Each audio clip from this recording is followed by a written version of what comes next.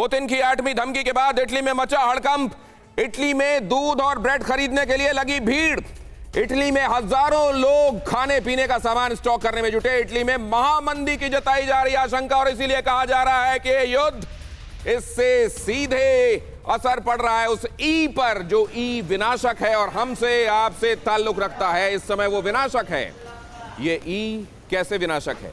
Italy के हाल आप ये देख रहे हैं। ये हमारी पृथ्वी की वो इकोनॉमीज हैं जिनको हम उन्नत इकोनॉमीज मानते हैं, और अगर उनके ये हाल हैं तो आप अंदाजा लगाइए कि जो विकासशील देश हैं उसमें भी जो आखिरी कतार में खड़े हुए देश हैं उनका हाल क्या है।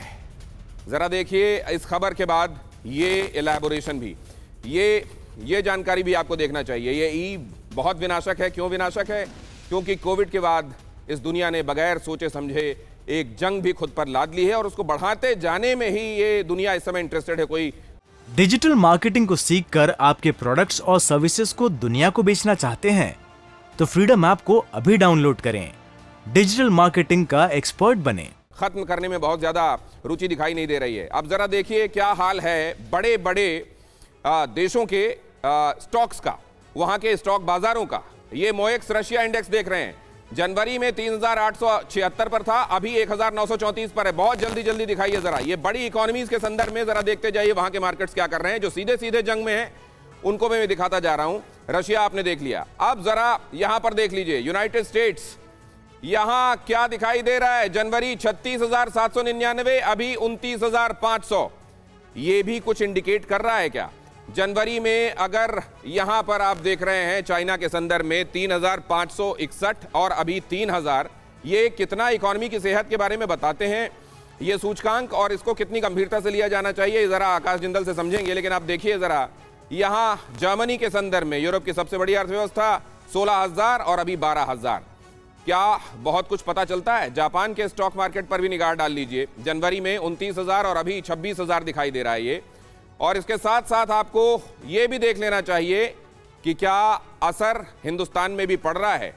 बीएसई सेंसेक्स सोमवार को 7 लाख करोड़ रुपए डूबे और डॉलर के मुकाबले रुपया अभी चल रहा है 81 रुपए से ज्यादा, 81 रुपए 50 पैसे। क्या दिखा रहा है ये आकाश जिंदल साहब? ये दिखा रहा है कि इकोनॉमीज कहीं ना कहीं ठीक ठाक डीप रिसेशन में एंटर कर रही है, और अभी तो शुरुआत है, महज ट्रेलर है। बिकॉज इकोनॉमी में एक्चुअल जो है इनका इंपैक्ट थोड़ी देर बाद आएगा। कोरोना को आपको दृष्टि बता दूं, कोरोना के टाइम इकोनॉमीज इतना डाउन नहीं गई थी। कोरोना के आफ्टर इंपैक्ट ने इकोनॉमी को ज्यादा डिप्रेशन दी है। वही मेरा ये मानना है, रशिया यूक्रेन वॉर अगर सपोजिटली हाइपोथेटिकली ज्यूम करें अगले महीने खत्म ही हो जाएगी, तब भी इकोनॉमीज पे उनका जलवा यानी नेगेटिव इफेक्ट वो दिखेगा 2023 में। तो ग्लोबल इकोनॉमी को बहुत बहुत सीवियर झटका मिला है। मेरे सारे कुलीग से बात कर रहे हैं इंटरडिपेंडेंट वर्ल्ड की, इंटरकनेक्टेड वर्ल्ड की। ये बात बता दूं, आज से 20 साल पहले युद्ध हुआ होता तो इंटरकनेक्टिविटी, इंटरडिपेंडेंस कम थी। 40 साल पहले और कम थी। राइट। आज डिपेंडेंस इतनी ज्यादा बढ़ गई है। जिंदल साहब जो कह रहे हैं उसके मायने समझ लिए। पहले अगर कोविड हुआ होता, जिस जमाने में हवाई जहाज नहीं चलते थे, तो हो सकता है एक कॉन्टिनेंट से दूसरे में जाने में बहुत देर लगा होता, या एक से दूसरे में इन्फेक्शन पहुंचने में बहुत उस वायरस को अड़चन आई होती। लेकिन अब इतने कनेक्टेड वर्ल्ड में है हम लोग कि कोई भी बात अगर एक जगह होती है तो दूसरे तक उसका असर पहुंचने में बहुत देर नहीं लगता। इकोनॉमी पर भी यही लागू है। डिजिटल मार्केटिंग को सीखकर आपके प्रोडक्ट्स और सर्विसेज को दुनिया को बेचना चाहते हैं तो फ्रीडम ऐप को अभी डाउनलोड करें। डिजिटल मार्केटिंग का एक्सपर्ट बने।